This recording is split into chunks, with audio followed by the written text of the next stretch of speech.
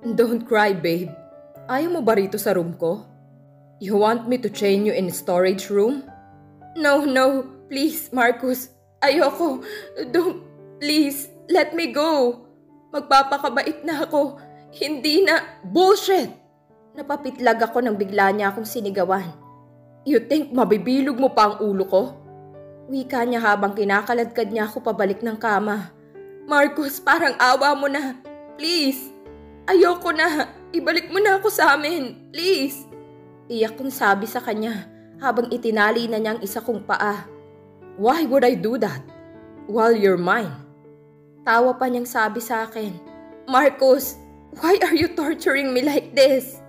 Iyak ko namang tanong sa kanya dahil ang sama niya, ang sama-sama niya. Are you really asking me that? Did you really forget what you did? Tanong niya sa akin habang tumayo na. Ang sabi mo, gagawin mo lang akong alipin. Pero bakit mo ako kailangang ikulong, Marcus? I'm not animal. Sigaw ko naman sa kanya. Pero tinatawanan niya lang ako habang matalim niya akong tinititigan. At first, that's my intention. But look, you always escape. Kaya now, you're my pet. Tawa niya pang sabi sa akin. I hate you! I hate you so much! Pinagsisisihan kong minahal kita. Agad naman siyang lumapit sa akin at sinampal ako. Do you know what? I really hate you too for loving me. Nang dahil sa pagmamahal mo na yan, nasira ang relasyon namin ng girlfriend ko. Kung hindi lang dahil sa pagmamahal mo na yan. Napayuko ako dahil sa kanyang sinabi. Dahil tama siya. Kahit anong pagsisisi ang gagawin ko, hindi ko na maibabalik ang nakaraan. At kung maibabalik ko man ito, hindi ko uulitin ang ginawa ko. Pero kahit anong gawin ko, hindi ko na maibabalik ang past. Napahawak na lang ako sa aking pisngi habang umiiyak. From now on, it will be your cage. And you can't leave this place yet. Madiin niyang sabi sa akin at tinalikuran ako. Hindi ko naman mapigilang mapahagulgol sa sakit ng kanyang ginawa. Sana hindi na lang ako umuwi. Sana nanatili na lang ako sa ibang bansa para hindi niya ako nakita. Pinunasan ko ang aking luha at umupo sa sahig. Sinusubukan kong tanggalin ang kadena na nasa aking paa. Pero hindi talaga ito matanggal. Tumayo naman ako at para makahanap ng bagay na pwede ko nang gamitin para matanggal ito. Pero wala akong nakita. Napatingin naman ako sa pinto nang bigla itong bumukas at nakita ko si Marcus na madilim ang mukha habang papalapit sa akin. Marcus! Nasasaktan ako! Sabi ko sa kanya habang hinawakan ng kanyang kamay na nakahawak sa aking buhok. What are you doing, ha? You think makakatakas ka ulit? Umiling naman ako sa kanya habang umiiyak. Hindi naman ako tatakas eh. Tinitingnan ko lang Napatigil ako sa pagsasalita nang itulak naman niya ako sa kama. You know what? Napakasinungaling mo. Do you really think maniniwala ako sa'yo? Wika niya habang kinuha ang isa kong kamay. Pero nanlaban ako sa kanya at pinaghahampas siya. Pero napahinto ako nang sampalin niya ulit ako at kinuha ang isa kong kamay. Anong gagawin mo? Tanong ko sa kanya habang may hawak pa siyang isang kadena. Marcus, no, please. Huwag mo nang itali ang kamay ko, please. Pagmamakaawa ko sa kanya habang itinali niyang isa kong kamay. Palaban ka kasi. Kung magpakabait ka lang, you won't experience it. Wika niya pagkatapos niya nalagyan ng kadena ang aking kamay at hinalikan ako sa labi. Just behave here, okay? Wika niya at naglakad na palabas. Napaupo naman ako sa kama habang pinipigilang mapahikbi at pinupunasan ang aking mga luha. I want to escape here. I want to go home. I don't want here anymore. Lalo naman naglandas ang aking luha. Kaya ang damit kong ipinunas ko sa aking muka. Bumukas naman ang pinto kaya humiga agad ako. Dahil baka itali na naman ni Marcus ang kabila kong kamay kapag nakita niyang nakaupo ako. Iha, kumain ka muna. Dinilat ko naman ang aking mata nang marinig ang boses ni Manang Oded. Kaya tumayo agad ako at niyakap siya.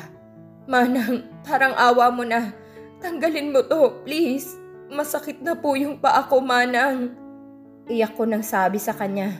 Pinunasan naman ni Manang ang aking luha at nakita ko rin siyang umiyak. Patawad, Iha. Ayokong magalit sa akin si Sir Marcus dahil siya ang nagpapaaral ng mga anak ko at malaking utang na loob ko sa kanya. Pero wag kang mag-alala dahil pakakawalan ka rin niya. Mabait naman siya, Iha. Basta sumunod ka lang sa kanya. Yumuko naman ako at lalo pang umiyak dahil wala na talagang makakatulong sa akin. Hindi na talaga ako makakaalis dito. Marcus, POV. Tiningnan ko ng masama si Cass habang nakaupo ito sa sahig. Ilang araw ko na rin siyang nakikitang ganyan, kaya nilapitan ko siya. What are you doing there? Tanong ko sa kanya at tiningnan niya naman ako ng masama. Bumalik na naman ang kamalditahan niya, kaya hinawakan ko siya para paupuin dito sa kama. Ah! Shit! Why did you bite my nose? Sigaw ko sa kanya dahil kinagat niya ang aking ilong. Cass, if you do this again talagang masasaktan ka. Sigaw ko ulit sa kanya pero bigla na lang siyang umiyak. What is your problem? Wika ko habang iniharap ko siya sa akin. Gusto ko nga doon. Bakit mo ba ako pinaupo dito? Asik niya pa sa akin kaya napakunot ako ng aking noo. Can you stop? When you don't stop, you will really get hurt. Banta ko sa kanya. Lalo naman ako nainis nang titigan niya ang aking mata at hinaplos ito. Ano bang problema ng babaeng to? Why is she acting weird? Kahit naiinis ako sa kanyang ginawa ay hinayaan ko na lang siya. Napansin ko naman ang kanyang suot na hindi niya pinalitan simula pa kahapon. Why don't you take a bath? Tanong ko sa kanya habang masayang nilalaro niya ang aking ilong at labi. I don't want to be cold. Wika niya habang nilalaro pa rin ang aking muka. Can you stop? Ano ba yung ginagawa mo? Asik ko sa kanya. I like to hold your nose. Wika niya sa mahinang boses. Napatingin naman ako sa kadena na nasa kanyang kamay. At hindi ko maiwasang maawa sa kanya. Wala naman na sana akong balak ikadena siya. Pero lagi niya akong ginagalit at tinatakasan. Sinubukan ko namang magpakabait sa kanya. But she's so stubborn. Kinuha ko ang kanyang kamay at dinukot ko ang susi sa aking bulsa para tanggalin ito. Paliliguan ko na rin siya dahil nag-iinarte na naman siya. Napatingin siya sa aking ginawa habang mahingiti sa kanyang labi. Nakaramdam naman ako ng saya nang makita ko siyang ngumingiti. Tatanggalin mo na ba yan, Marcus? Ngiting tanong niya sa akin at tumango naman ako sa kanya. Really?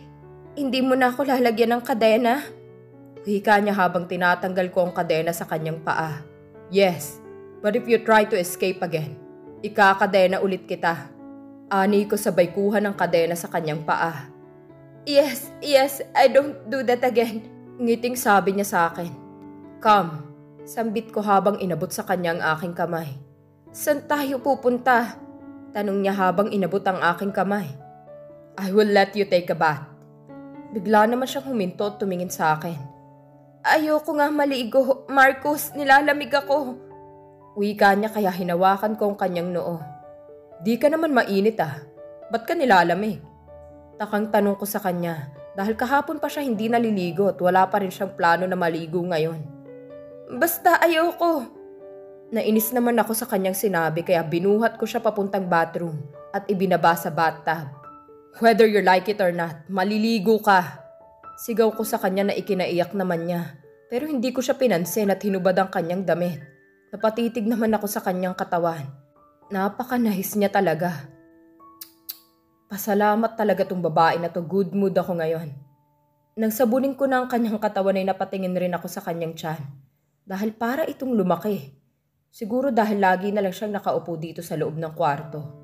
Pagkatapos ko siyang paliguan ay binihisan ko na rin siya dahil ayaw niya rin magdamit at gusto niya raw matulog. Hinayaan ko na lang siya dahil mukha rin siyang pagod. Pagkatapos kong patuyuin ang kanyang buhok ay naisipan ko na munang bumaba. Sir, nagugutom na po ba kayo? Tanong ni Manang nang makababa ako. Hindi pa naman, Manang. Sagot ko naman sa kanya at umupo na sa sofa. Cassandra's POV. Nagising ako na wala si Marco sa aking tabi. Bigla ko naman ulit naramdaman ng hilot, parang nasusuka na naman ako. Kaya pumunta na ako ng banyo at sumuka. Mabuti na lang at wala na akong kadena. Napaisip naman ako dahil bigla na lang bumait si Marcos. Pero ayoko nang magtiwala sa kanya. Baka kasi magbago na naman siya. Pagkatapos ko sumukay, bumalik na ako sa kama at humiga. Hindi ko naman maintindihan ng sarili ko. Dahil tamad na tamad ako at kahit sa pagligo ay tinatamad rin ako. Minsan naiinis din ako kay Marcos at minsan gustong-gusto ko namang kagatin ang kanyang labi at ilong. Iha, kumain ka na. Tumayo naman ako at nginitian si Manang Odette. Mabuti at inanggal na ni Sir ang kadena mo.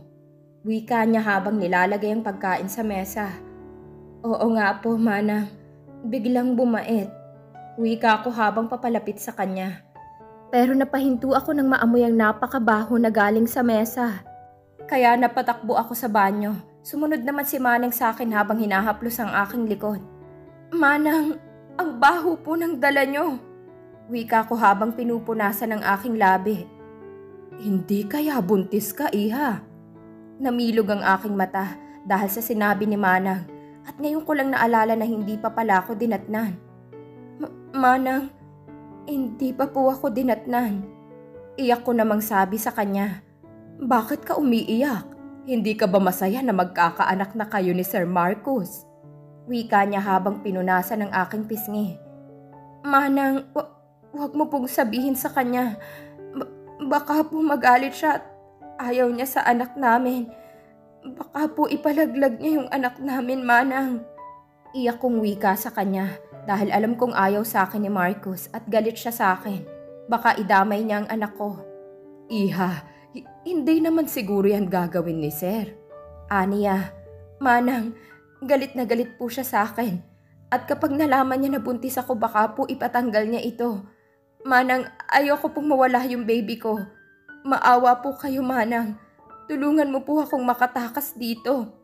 Pagmamakaawa ko kay Manang dahil natatakot akong malaman ni Marcus na buntis ako. Tumango naman si Manang kaya lalo akong napaiyak. Salamat po, Manang. Iyak kong sabi sa kanya. Bilisan mo na, Iha, habang wala pa si Sir.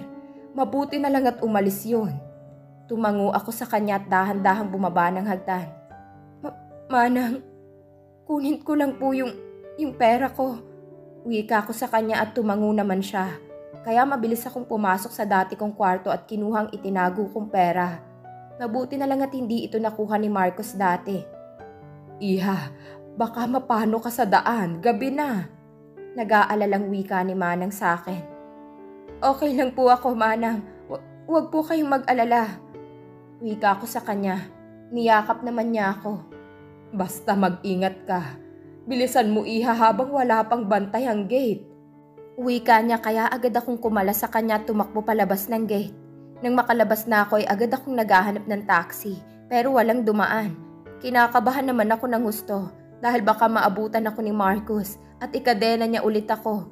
Tatawid na sana ako nang may sasakyan na papalapit sa akin. Napasigaw ako at hinawakan ng aking tiyan pero mabuti na lang at huminto ito. Bumaba naman ang sakay nito at galit na tumingin sa akin. Hoy! Magpapakamatay ka ba? Asik niya. Agad naman akong lumapit sa kanya at hinawakan siya sa kamay. Please, help me. I'm pregnant at may humahabol sa akin. Please. Iyak ko namang sabi sa kanya. Napahawak naman siya sa kanyang noo bago tumango. Kaya agad akong sumakay sa kanyang kotse. Can you not run fast because you're pregnant, duh? Kunot noo ko naman siyang tiningnan dahil sa kanyang sinabi. So you're gay? Ngiti-ngiti kong tanong sa kanya. Che! Sambit niya na ikinatawa ko habang hinimas ang aking impis na tiyan. Don't worry, baby. Itatago kita kay Daddy. Hindi ka niya masasaktan. Bulong ko sa sarili habang sumandal sa upuan ng kotse. Cassandra's POV. Excuse me, saan ka bababa? Maarte niyang wika sa akin. Kung titingnan siya, hindi naman siya mukhang bakla.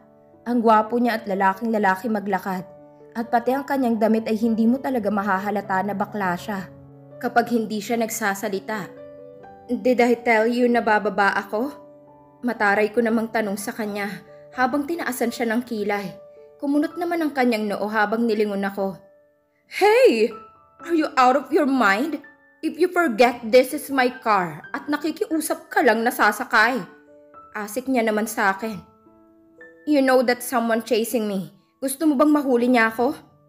Asik ko naman sa kanya. And what do you want me to do with you? Wika niya sa naiinis na boses. Hide me. Sambit ko na ikinabilog ng kanyang mga mata. What? Are you serious? Excuse me, I don't want to do that. Mataray niya pang sabi sa akin.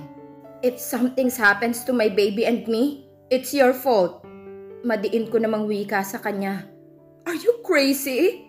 Aniya. Yes, I am, Mr. Ani ko. Duh, I'm not Mr. I'm Miss, honey. Wika niya sa malanding boses, kaya sinamaan ko siya ng tingin. Okay, Brian Lim. Irap niyang sabi sa akin. Cass, I'm Cassandra Ocampo.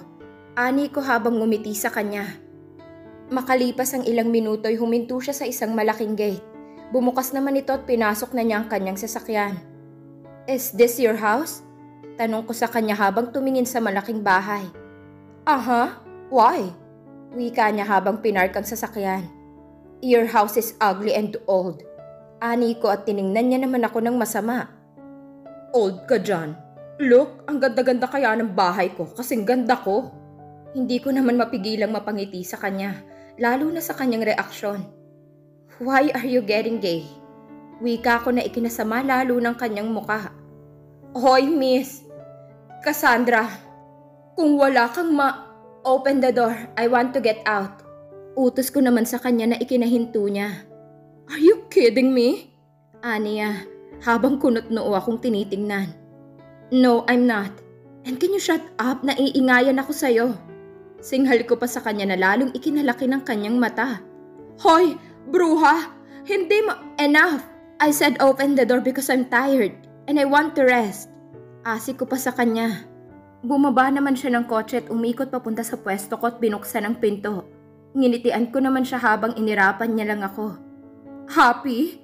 Sambit pa niya. Yes, I am. Thank you, honey. Wika ko sa kanya. Ew, don't call me honey. Hindi kita type.